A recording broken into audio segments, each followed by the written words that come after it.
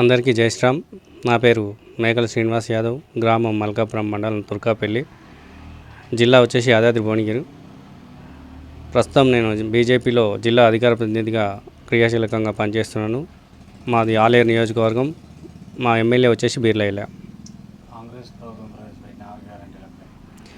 కాంగ్రెస్ ప్రభుత్వం పెట్టిన 6 గ్యారంటీలపైన ఓన్లీ ఒక మహిళలకు ఉచిత బస్సు మాత్రమే ఇస్తున్నారు. ఈ రుణమాఫీ వచ్చేసి అంత బూటకం. రేషన్ కార్డుకి లింక్ పెట్టారు. దాంట్లో చాలామంది రైతులకు నష్టం జరిగింది. ఇంకా 2500 ప్రతి మహిళకి ఇస్తారన్నారు, అది గిట్లా లేదు.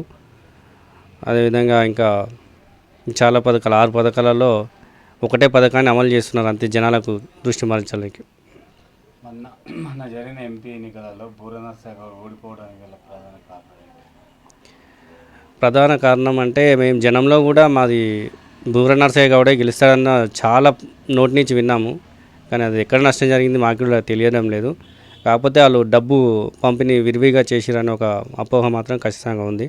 దాంతోపాటు అక్కడ మునుగోడు సైడు జర రాజగోపాల్ రెడ్డి ప్రభావం చాలా ఉండి మేము ఓడిపోయామని భావిస్తున్నాం. భారతీయ జనతా పార్టీ నిజంగా కూడా బీసీలకు న్యాయం చేస్తుందా? ఖచ్చితంగా చేస్తుంది, బీసీలకు న్యాయం చేస్తుంది.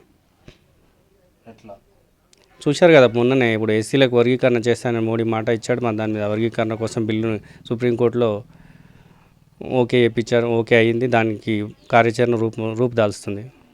రాష్ట్రంలో ఉన్న గ్రామ పంచాయతీలకు మొత్తం కూడా కేంద్రం ఎలాంటి నిధులు ఇస్తుంది? గ్రామ పంచాయతీ ఎలాంటి డెవలప్ చేస్తుంది?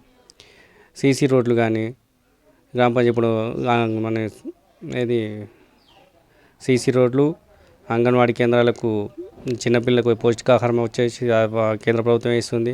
శ్మశాన వాటికలు కేంద్ర ప్రభుత్వం ఇస్తుంది. మరుగుదొడ్లు కూడా కేంద్ర ప్రభుత్వం ఇస్తుంది. మన రేషన్ బియ్యం కూడా కేంద్ర ప్రభుత్వమే ఇస్తుంది. ఇలా చెప్పుకుంటూ పోతే చాలా మొత్తం కేంద్ర ప్రభుత్వం నుంచి వచ్చిన గ్రాంట్లే ఎక్కువ ఉన్నాయి. రాష్ట్ర ప్రభుత్వం చాలా తక్కువ. కాకపోతే దీన్ని గత 10 సంవత్సరాలుగా ఉన్న గత ప్రభుత్వం తానే ఇస్తున్నట్టుగా ప్రజలకు వివరించే ప్రయత్నం చాలా చేసింది. చాలా విషయాల్లో మేము తిప్పికొట్టే ప్రయత్నం కూడా చేసినాం. కేంద్ర గవర్నమెంట్ ఎన్నో పథకాలు తీసుకొచ్చింది. ఆ పథకాలను విలేజ్లలో ప్రజలకు ఎందుకు తీసుకెళ్ళలేదు? ప్రజల్లోకి చాలా వరకు తీసుకెళ్ళాము. కాకపోతే కొన్ని పథకాలని కేంద్ర ప్రభుత్వం చేసిన పథకాలని, ఫసల్ బీమా యోజన కానీ అట్లాంటి పథకాలని, ఆయుష్మాన్ భారత్ అట్లాంటి పథకాలని గత ప్రభుత్వం చాలా విషయాల్లో ఆపేసింది. అవి ఇక్కడ రాకుండా చేయడము, అట్లాంటి పనులు చాలా చేసింది. ఫసల్ బీమా యోజన చేసి ఉంటే రైతులకు చాలా మేలు జరిగేది. చేయనీయలేదు. ఇప్పుడు 8 మంది ఎంపీలు గెలిచిన తర్వాత కూడా కేంద్ర బడ్జెట్లో ఎందుకు వివక్ష చూపిస్తుంది? యాక్చువల్గా ఇప్పుడు కేంద్ర ప్రభుత్వం నుంచి వచ్చే నిధులు అనేది రెగ్యులర్గా వచ్చే అమౌంట్ ఎప్పుడు వస్తుంటుంది. కానీ ఇప్పుడు ఆ 2 రాష్ట్రాలు మనతో, ఒక రాష్ట్రం మనతో విడిపోయింది కాబట్టి, రాజధాని లేదు కాబట్టి దానికి ప్రత్యేక నిధులు కేటాయించవచ్చు. అదేవిధంగా బీహార్ ఇట్లా వెనుకబడిన రాష్ట్రం కాబట్టి దానికి ఇవ్వడంలో తప్పు లేదు. ఎందుకంటే వీళ్ళు 2 ప్రత్యేక హోదా కోరుకుంటే మనకి ఇబ్బంది అవుతుంది కాబట్టి వాటి రాష్ట్రాల అభివృద్ధి కోసం మాత్రమే ఇచ్చారని మేము భావిస్తున్నాం. మనకు వచ్చే గ్రాంట్లలో చాలా విషయాల్లో మనకు వచ్చేటివి ఎప్పుడు వస్తూనే ఉంటాయి. కాకపోతే ప్రత్యేకంగా నిధులు కేటాయించిన విషయంలో వాళ్ళకి కేటాయించారు రాష్ట్ర అభివృద్ధి కోసం, రాజధానుల కోసం. బీజేపీ ప్రభుత్వం రైతులకు అన్యాయం చేస్తుందని చెప్పేసి ఇప్పుడున్న ప్రతిపక్షం కాంగ్రెస్ అంటుంది. రైతులకు ఎక్కడ అన్యాయం చేసింది? ఇప్పటికీ వరికి మద్దతు ధర పెంచుకుంటూ పోతామని, తృణధాన్యాలకు ఇట్లా మద్దతు ధర ప్రతి సంవత్సరం పెంచుతూనే ఉన్నారు. ఎక్కడ అన్యాయం అయితే జరగడం లేదు. రైతుల కోసం ఉన్న పార్టీ ఏదైనా ఉందంటే ఇప్పుడు బీజేపీ పార్టీ మాత్రమే. గోహత్య నిర్మూలించడంలో విఫలమైంది అనుకోవచ్చు. అంటే ఎక్కడ విఫలం కాలేదు. గోరక్షకులు కూడా చాలా కష్టపడుతున్నారు, ఎక్కడ విఫలం కాలేదు. అయినా పక్కదారిన పోయేటివి పోతూనే ఉంటాయి. కొద్దిగా ఒక్కొక్క రాష్ట్రంలో ఒక్కొక్క ప్రభుత్వం ఉంటుంది.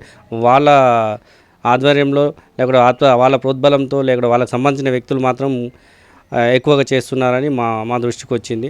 దాన్ని ఆపడానికే ప్రయత్నం చేస్తున్నాం. మీరు సర్పంచ్గా గెలిచిన తర్వాత కేంద్ర నిధులతోటి గ్రామాన్ని ఎలాంటి అభివృద్ధి కార్యక్రమాలు? మేము సర్పంచ్గా గెలిస్తే కేంద్రం నుంచి వచ్చిన నిధుల్ని ప్రతి ఇంటికి చేరవేస్తాం. అదేవిధంగా పారదర్శకంగా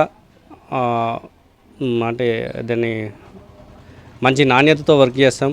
అదేవిధంగా నాకు అనుకూలంగా మాకు తెలిసిన కొంచెం స్వచ్ఛంద సంస్థలను తీసుకొచ్చి ఎక్కడైతే లోటుపాట్లు ఉన్నాయో వాళ్ళతో వర్క్ చేయించి ప్రజలకు మేలు చేసే అవకాశం చాలా వరకు ఉంటుందని నేను భావిస్తున్నాను. ఏం చెప్పవచ్చు మరి ఓటర్లకు ఏం చెప్పవచ్చు? ఓటర్లకు డబ్బును చూసి ఓటేయకుండా ప్రజలతో మమేకమై ఉండే నాయకుడిని, వాని వ్యక్తిగతాన్ని, వ్యక్తి గుణాన్ని తెలుసుకొని ఆ వ్యక్తులకు కనుక పట్టం కట్టినట్టయితే రాబోయే తరాలు చాలా మార్పు వస్తుంది. ఎందుకంటే వాళ్ళు మేము మంచిగా ఉంటేనే మాకు ఓట్లు పడతాయి, మేము ప్రజలతో మంచిగా ఉంటేనే ఓట్లు పడతాయి, మా ప్రవర్తన కదా వ్యక్తిగత ప్రవర్తన తాగుడు దూరం ఉండాలి, చాలా మంచి చెడగొట్టకుండా వర్క్ చేసుకునే విధంగా ఉండి అందరిని చేరదీసే విధంగా యువతకు అవకాశాలు కల్పించే విధంగా మన మాట తీరు కానీ నడవడికి కానీ అలా ఉన్న వాళ్ళు గెలిస్తే రేపు భవిష్యత్తులో వచ్చే తరాలు కూడా మారడానికి అవకాశం ఉంటుంది. ఎందుకంటే రాజకీయం అనేది ప్రతి వ్యక్తికి రాజకీయంగా ఎదగాలన్న ఆలోచన ఉన్న ప్రతి వ్యక్తి మారడానికి అవకాశం ఉంటుంది.